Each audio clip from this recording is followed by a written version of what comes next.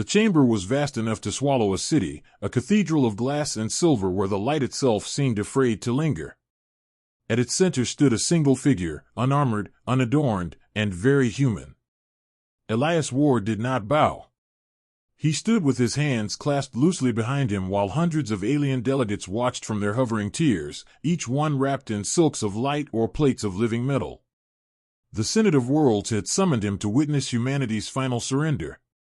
He had come to say no. The proclamation chair glowed like a captured star. From within its radiance rose the Imperatrix Valen, her 6 eyes shifting hue with every heartbeat, her voice a blade of honey. Elias Ward of the Terran Remnant, she said, her tone ritual and verdict entwined. Your species stands extinct in spirit. Kneel, and your memory will be preserved in the archives of obedience. Elias met her gaze, steady and calm, the faint reflection of her light caught in his pupils. If you wanted obedience, he said softly, you shouldn't have taught us defiance.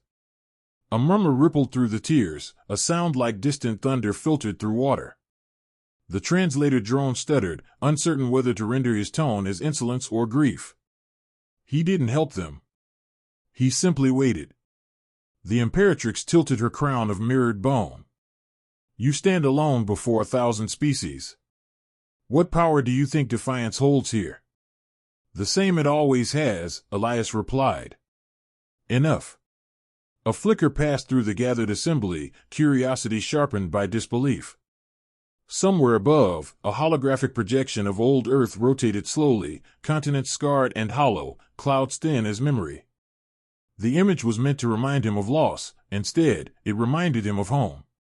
He thought of the wind that used to carry the smell of rain, of the quiet laughter in underground bunkers, of the children who still drew stars on steel walls because they refused to forget what sky looked like. They had called him ambassador once, then general, then ghost. None of the titles mattered. What mattered was that he was still here. Human stubbornness, the Imperatrix mused. A myth we indulged too long. Even your sun will burn out one day. Maybe, Elias said, his voice low, conversational. But not before I finish this conversation. For a heartbeat, silence ruled the hall. Then she rose from her throne, descending step by deliberate step. Each movement sent ripples of light through the air, reality bending around her gravity field. She was beautiful the way a supernova was, terrible and complete. When she reached the platform, she was nearly twice his height, the scent of ozone sharp between them. You misunderstand your place, she whispered. Kneeling is not defeat. It is acknowledgement of the greater design. He looked up at her, not defiant now, but sad. I've seen your design. Empires drawn in bloodlines and obedience. You build harmony by cutting tongues. You call silence peace. We call it death. Her 6 eyes narrowed. You presume to lecture eternity? I presume to be heard, he said. That's what makes me human. He expected fury. Instead, she laughed, a low, resonant sound that scattered prisms of light across the floor. Do you know what fascinates me about your kind, Elias Ward? Even on the brink of extinction, you reach for meaning. You make war poetry. You die performing art. Maybe that's how we survive, he said. We turn endings into beginnings. The laugh faded. She studied him, then gestured toward the dais where the surrender oath shimmered in holographic text. Sign, and the Terran remnant will be integrated into the stellar dominion. Your people will live, though diluted. Refuse, and nothing of you will remain. He stepped forward until the hologram's light painted his skin in shifting colors. The script pulsed, waiting for his genetic imprint.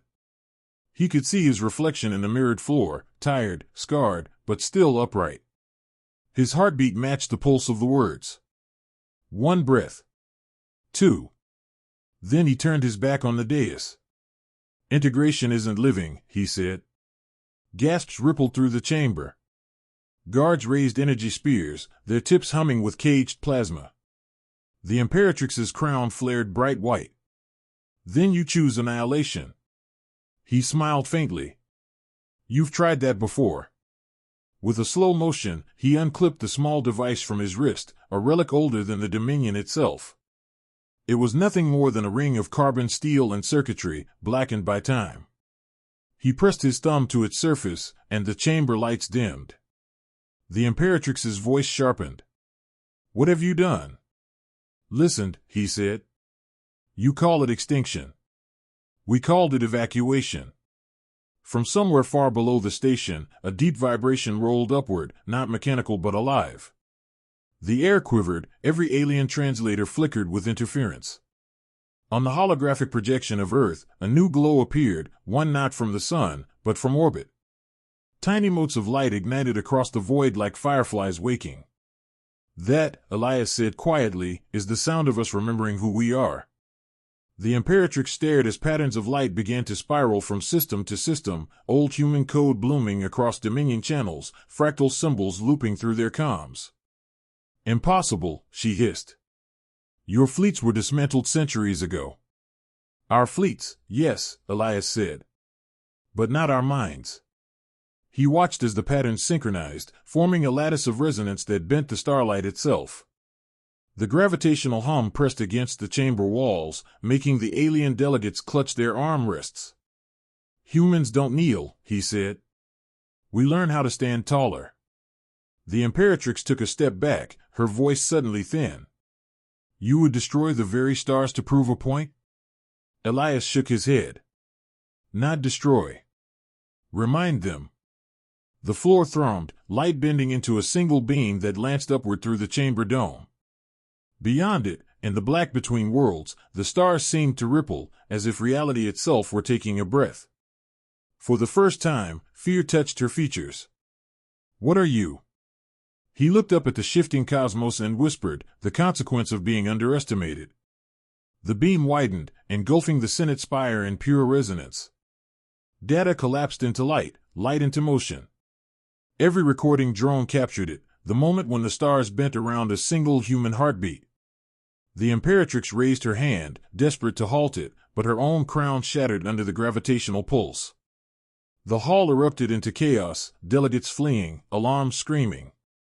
Through it all, Elias stood unmoving, the glow washing over him like dawn. When the pulse finally faded, the chamber lay silent. The great banners of the Dominion hung in tatters, edges glowing. The surrender oath flickered once, then dissolved into static. Elias exhaled slowly. "Now," he murmured, "we can start the conversation properly." A voice crackled through the residual interference, familiar, human, weathered. "Signal confirmed. The network lives." He closed his eyes, relief threading through exhaustion. "Took you long enough." From the shadows near the chamber's entrance, shapes began to emerge, armor gleaming with ancient Terran insignias, their steps deliberate, ghosts turning real. The delegates watched in stunned silence as humanity, long buried under memory, walked once more. Elias turned toward the Imperatrix, who remained kneeling amid the ruins of her throne, the irony not lost on either of them. "You asked what defiance holds," he said softly. "It holds this moment." Her gaze trembled between awe and fury.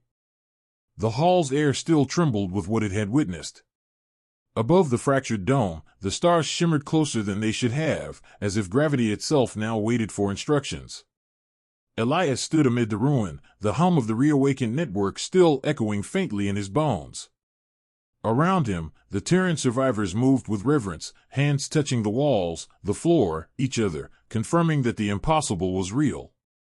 He glanced at the Imperatrix. She hadn't moved from where she knelt, shards of her crown glinting like fallen constellations around her. For a moment he saw not a ruler, but a living creature trying to understand what humility felt like. "Do you hear that?" he asked quietly. She tilted her head. Beyond the alarms and distant shouts came another sound, steady, rhythmic, undeniably human. "Heartbeat," she said. "Yours." "Ours," Elias corrected. The chamber lights flickered, stabilizing under a new power flow, the network aligning itself to his biosignal. The Dominion systems, built to suppress individuality, now pulsed to a single organic rhythm. Outside, the sky changed. The artificial lattice that once kept the stars in fixed orbits began to flex, freed of ancient constraints. The constellations drifted into unfamiliar shapes, drawing patterns older than the empire itself. For centuries, the Dominion had dictated the coordinates of heaven. Now heaven moved of its own accord. Elias walked to the edge of the dais. "We never wanted to own the galaxy," he said, voice carrying easily through the open acoustics. "We only wanted to belong to it." The Imperatrix rose slowly.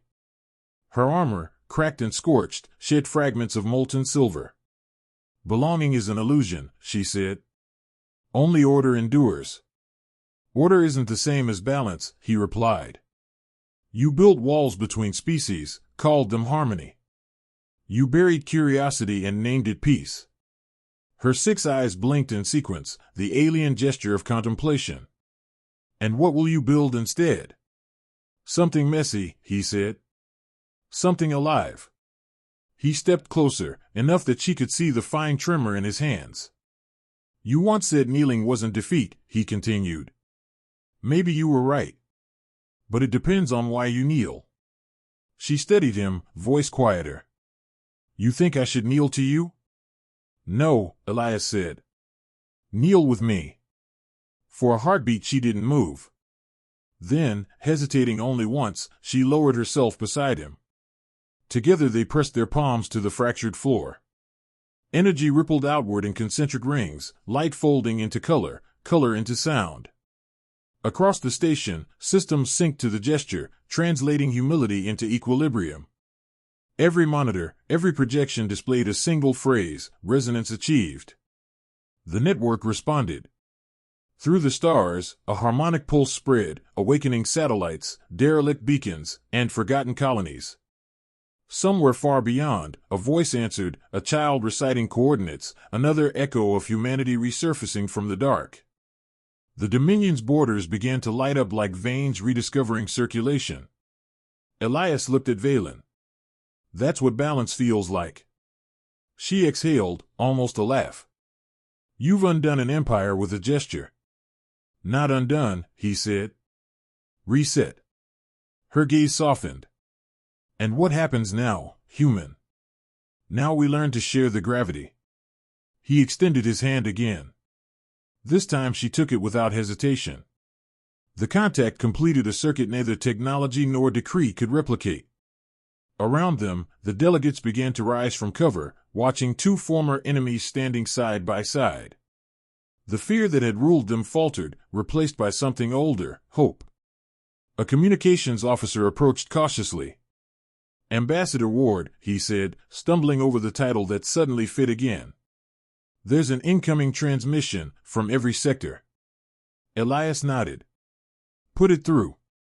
The chamber walls became transparent, revealing the expanse of space beyond. Dozens of holograms materialized, representatives of worlds once bound under Dominion law. Voices overlapped, disbelief turning to applause, laughter, tears. Some whispered prayers. Others simply said his name. Valen stepped forward. "The Dominion Senate will not easily accept this." He smiled. "Then they'll have to evolve as fast as we did." For a long moment she regarded him, the faint light under her skin dimming to a calmer hue. "Perhaps humanity's flaw was never defiance," she said softly.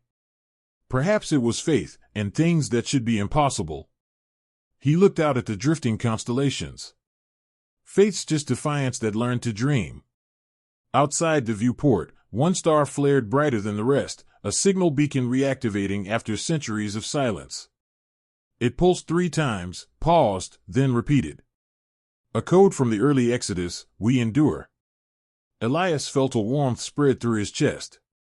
"There's our answer." He turned back to the assembly. "You all watched one man refuse to kneel," he said, voice steady. "But what matters isn't defiance, it's the moment after. The choice to stand for something larger than pride." He looked at Valen. "We stood at opposite ends of extinction.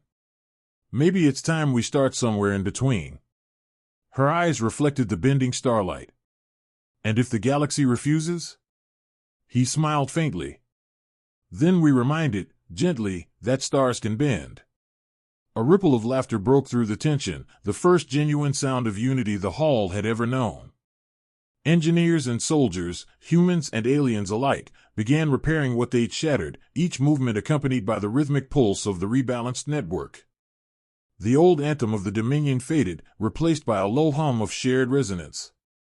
Elias stood beside the Imperatrix, no throne between them, no banners overhead, just two silhouettes outlined by the light of a reborn sky. The network's pulse slowed, matching the rhythm of their breathing, until silence returned, not empty, but full. He looked at the stars one last time. They no longer seemed distant, they seemed waiting. "We've spent a long time proving we could survive," he said quietly. "Maybe it's time to prove we can live." Valen inclined her head. "Then teach us, Elias Ward of Earth." He smiled, tired but genuine. "Gladly." The viewport widened, revealing the whole arc of the galaxy, the same stars that once judged now leaning, almost imperceptibly, toward the world that refused to kneel. Their light curved in elegant defiance, a silent bow of acknowledgement. Somewhere deep within that brightness, the echo of a human heartbeat kept time with the universe itself. The stars bent, and for the first time in recorded history, they did not return to their original places. They stayed, tilted forever by the gravity of a single decision. And in that slant of light, where rebellion became reverence, humanity began again.